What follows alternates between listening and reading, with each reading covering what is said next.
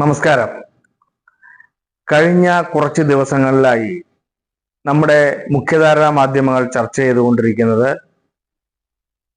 കേരളത്തിലെ പോലീസിന്റെ പിടിപ്പുകേടിനെ കുറിച്ചും അതുപോലെ തന്നെ മർദ്ദന മുറകളെ കുറിച്ചും ഒക്കെയാണ്. ഇതിന്റെ യഥാർത്ഥ വസ്തുത എന്താണ്? ഇപ്പോ കഴിഞ്ഞ ദിവസം ചില കോൺഗ്രസ്സുകാരെയൊക്കെ മർദ്ദിക്കുന്നതിന്റെ ദൃശ്യങ്ങൾ പുറത്തു വന്നിരുന്നു. ആ മർദ്ദിക്കുന്നതിന്റെ കാരണവുമായി ബന്ധപ്പെട്ടിട്ടുള്ള കാര്യങ്ങളിൽ ഉചിതമായ സമയത്ത് ഉചിതമായ തീരുമാനങ്ങൾ എടുക്കുമെന്ന് ഗവൺമെന്റ് ഇപ്പോൾ അറിയിച്ചിട്ടുണ്ട്. അങ്ങനെയുള്ളവരെ സർവീസിൽ സംരക്ഷിക്കുകയില്ല എന്നും മുഖ്യമന്ത്രി അസന്നിഗ്ധമായി പ്രഖ്യാപിച്ചിട്ടുമുണ്ട്. കഴിഞ്ഞ ദിവസം സഭാ സമ്മേളനം തുടങ്ങിയ സമയത്ത് പ്രതിപക്ഷ നേതാവ് ചോദിച്ച ഒരു ചോദ്യം, ഈ വർഷങ്ങളായി ഇവരെ സംരക്ഷിച്ചു കൊണ്ടിരിക്കുന്ന അതാണ് ഭരണപക്ഷമെന്നും അതുകൊണ്ട് അവരെ സംരക്ഷിക്കുന്ന നിലപാട് തന്നെയാണ് ഭരണപക്ഷം എടുക്കുന്നുള്ള രീതിയിൽ സംസാരിക്കുകയും പ്രതിപക്ഷ നേതാവ് അതിനെ ശക്തമായി വിമർശിക്കുകയും ചെയ്തിരുന്നു. എന്നാൽ വസ്തുത നിരത്തി മുഖ്യമന്ത്രി അതിന്റെ കാര്യകാരണങ്ങൾ വിശകലനം ചെയ്തപ്പോഴാണ് യഥാർത്ഥ വസ്തുത ജനങ്ങൾക്ക് മനസ്സിലായിട്ടുള്ളത്. മുഖ്യമന്ത്രി പറഞ്ഞ ആ കാര്യങ്ങളെ കുറിച്ച് നമുക്ക് വിശദമായി തന്നെ ഒന്ന് കേൾക്കാം. അങ്ങ് ആവർത്തിച്ച് 3-4 പ്രാവശ്യം പറഞ്ഞു തെറ്റ് ചെയ്തവർ അവരെ രക്ഷിക്കാൻ ശ്രമിക്കില്ല. സാർ, ഇത്രയും വർഷക്കാലം ഈ വിവരം മുഴുവൻ അറിഞ്ഞിട്ട് നിങ്ങൾ ഇവരെ സംരക്ഷിക്കുകയായിരുന്നു. ഞങ്ങളുടെ വളരെ സ്പെസിഫിക് ആയിട്ടുള്ള ചോദ്യമാണ് സാർ, ഈ വിഷയം ഞങ്ങൾ കൊണ്ടുവന്നിട്ട് സാർ ഇത്രയും ക്രൂരമായി കസ്റ്റോഡിയൽ ടോർച്ചർ നടത്തിയ, ഞെട്ടിക്കുന്ന രീതിയിൽ നടത്തിയ ഈ ഉദ്യോഗസ്ഥന്മാരെ അങ്ങ് സർവീസിൽ നിന്ന് പിരിച്ചുവിടുമോ? അതാണ് ഞങ്ങളുടെ ചോദ്യം, സ്പെസിഫിക് ആയിട്ടുള്ള ചോദ്യം. അങ്ങ് എന്താണ് ഉത്തരം പറയുന്നത്? ബഹുമാനപ്പെട്ട പ്രതിപക്ഷ നേതാവ് നേരത്തെ തന്നെ ആ ചോദ്യം ചോദിച്ചു. ഞാനത് കേട്ടിരിക്കുകയല്ലേ, ഞാൻ മറുപടി പറഞ്ഞുകൊണ്ടിരിക്കുകയാണ്. സാർ, ബഹുമാനപ്പെട്ട പ്രതിപക്ഷ നേതാവിനുണ്ടായ സംശയം ഞങ്ങള് ഈ കുറ്റം ചെയ്താല് ആ കുറ്റം ചെയ്തവർക്കെതിരെ നടപടി സ്വീകരിക്കുന്നുണ്ടോ എന്നുള്ളതാണ്. സാർ, അവിടെയാണ് വ്യത്യാസം. നമ്മുടെ പോലീസില് ആരെങ്കിലും കുറ്റം ചെയ്തതായി കണ്ടാൽ ഞങ്ങൾ അവരെ സംരക്ഷിക്കുന്നില്ല. അതാണ് ഞങ്ങളുടെ സമീപനം. ഇപ്പൊ കണക്കുകൾ നോക്കാം. 2016 മെയ് മുതൽ 2024 ജൂൺ വരെ 108 പോലീസുകാരെയാണ് പിരിച്ചുവിട്ടത്. എത്ര? 108. സർ നോക്കണം, ഞാൻ 1956 മുതൽ എന്നല്ല പറഞ്ഞത്. ഞാൻ പറഞ്ഞത് 2016 മുതൽ 2024 വരെ എന്നാണ്. അപ്പോ 2024 ജൂൺ വരെ 108 പോലീസുകാരെ സർവീസിൽ നിന്ന് പിരിച്ചുവിടുന്ന നടപടി ഞങ്ങൾ സ്വീകരിച്ചിട്ടുണ്ട്. സർ, അങ്ങനെ ഏതെങ്കിലും ഒരു നടപടി ഇവിടെ ഇപ്പോഴും ദീർഘകാലം കോൺഗ്രസ് ഭരണത്തിലുണ്ടായ അവസ്ഥ തന്നെയാണല്ലോ കേരളത്തിൽ കാണാൻ പറ്റുക. കേരളത്തിൽ ആകെ അവസ്ഥയെടുത്താൽ ദീർഘകാലം കോൺഗ്രസ് തന്നെയല്ലേ അധികാരത്തിലുണ്ടായിട്ടുണ്ടാകുക.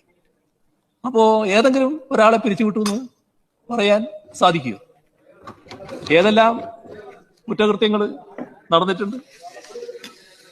എന്നാൽ 2024 ഒക്ടോബർ വരെയാണ് ഞാൻ പറഞ്ഞത്, അവിടെ തീർന്നില്ല.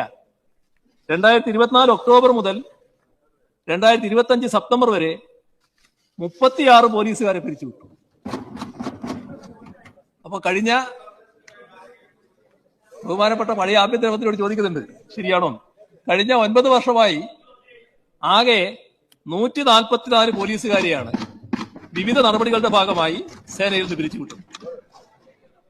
സർ, നിങ്ങളെ കാര്യം വിട്ടുകളാ, രാജ്യത്ത് മറ്റെവിടെയെങ്കിലും ഇത്രയും കർക്കശമായ നടപടികൾ സ്വീകരിച്ച ഒരു സംസ്ഥാന ഗവൺമെന്റിനെ കാണാൻ കഴിയോ? സർ, 2016 മുതൽ സമഗ്രമായ ഇടപെടലാണ് പോലീസ് സേനയിൽ നടന്നുകൊണ്ടിരിക്കുന്നത്. അതുകൊണ്ട് തന്നെയുള്ള ഗുണം എന്താ?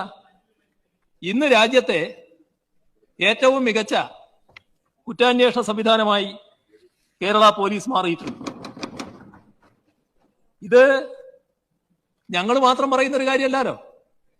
നമ്മുടെ രാജ്യത്തെ ആകെ വിലയിരുത്തി കേന്ദ്ര സർക്കാർ, വിവിധ ഔദ്യോഗിക ഏജൻസികൾ ഇതിന്റെ എല്ലാം ഭാഗമായി എത്രയെത്ര അംഗീകാരങ്ങളാണ് കേരള പോലീസിന് നൽകിയിട്ടുള്ളത്.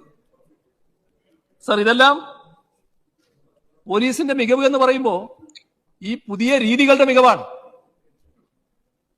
ഏതെങ്കിലും ഒരു സംഭവം എടുത്ത് കാണിച്ച് അതിന്റെ മേലെ കേരള പോലീസ് ആകെ മോശപ്പെട്ടതായി എന്ന് ചിത്രീകരിക്കാൻ പറ്റില്ല. ഇപ്പോ നമ്മുടെ കേരളം പോലീസും രാജ്യത്ത് അഴിമതി ഏറ്റവും കുറഞ്ഞ അവസ്ഥയിലാണ് നിൽക്കുന്നത്. അഴിമതി ഏറ്റവും കുറഞ്ഞു എന്നതിൽ നമുക്കെല്ലാവർക്കും അഭിമാനിക്കാൻ വകയുണ്ട്. അതിന്റെ അർത്ഥം അഴിമതി തീരെ ഇല്ലാതായി എന്നാണോ?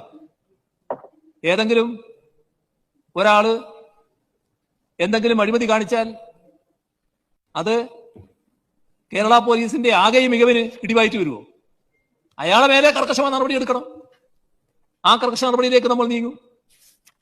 ഇതുതന്നെയാണ് ഓരോ കാര്യത്തിലും സംഭവിക്കുന്നത്.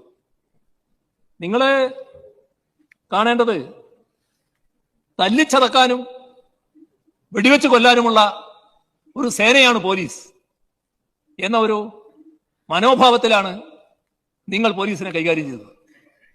അതേയല്ല ഞങ്ങളുടെ രീതി. അതുകൊണ്ടാണ് കോവിഡ് കാലത്തൊക്കെ രോഗവ്യാപനം വന്നേക്കാമെന്ന് പല മുന്നറിയിപ്പുകൾ ഉണ്ടായിട്ടും സ്വയം സമർപ്പിച്ച് വിശ്രമരഹിതമായി ആ കാലത്ത് ഇടപെടുന്ന പോലീസ് സേനയെ കാണാൻ നമുക്ക് കഴിഞ്ഞു. ചൂരൽമലയിൽ നമ്മൾ കണ്ടില്ലേ എത്ര നല്ല ഇടപെടലാണ്. ഇന്ത്യയിലെ തന്നെ ഏറ്റവും മുന്നിൽ നിൽക്കുന്ന ഒരു ക്രമസമാധാന പാലനത്തിൽ ഏറ്റവും മുൻപന്തിയിൽ നിൽക്കുന്ന ഒരു സംസ്ഥാനമാണ് കേരളം. അത് ഈ ഭരണ മികവിന്റെ ഒരു നേട്ടം കൂടിയാണ്. അത് മാത്രമല്ല, വിവിധ സ്റ്റേഷനുകളിൽ വിവിധ കാര്യങ്ങളിൽ നമ്പർ 1 ആയിട്ടുള്ള രീതിയിൽ അവാർഡുകൾ പലതവണ കിട്ടിയിട്ടുണ്ട്. പല SP ഓഫീസുകളിലും അതുപോലെ തന്നെ പ്രവർത്തനങ്ങൾ ഏറ്റെടുത്തതിന്റെ ഫലമായി അതിനൊക്കെ അവാർഡുകളും നമ്മുടെ കേരള പോലീസിന് മികവിന്റെ കാര്യത്തിൽ കിട്ടിയിട്ടുണ്ട്. അത് ഇന്ത്യയിൽ തന്നെ ഇപ്പോഴത്തെ സാഹചര്യത്തിലെ ഇന്ത്യയിലെ പല സംസ്ഥാനങ്ങളിലും വെച്ച് നോക്കുമ്പോൾ ക്രമസമാധാന പാലനത്തിലും അത് കുറ്റവാളികളെ പിടിക്കുന്ന കാര്യത്തിലാണെങ്കിലും മറ്റ് പ്രവർത്തനങ്ങളുടെ കാര്യത്തിലാണെങ്കിലും എല്ലാത്തിലും നമ്പർ 1 ആയി നിൽക്കുന്ന ഒരു ആഭ്യന്തര വകുപ്പാണ് കേരളത്തിന്റെ ആഭ്യന്തര വകുപ്പിന് കീഴിലുള്ള ഈ പോലീസ്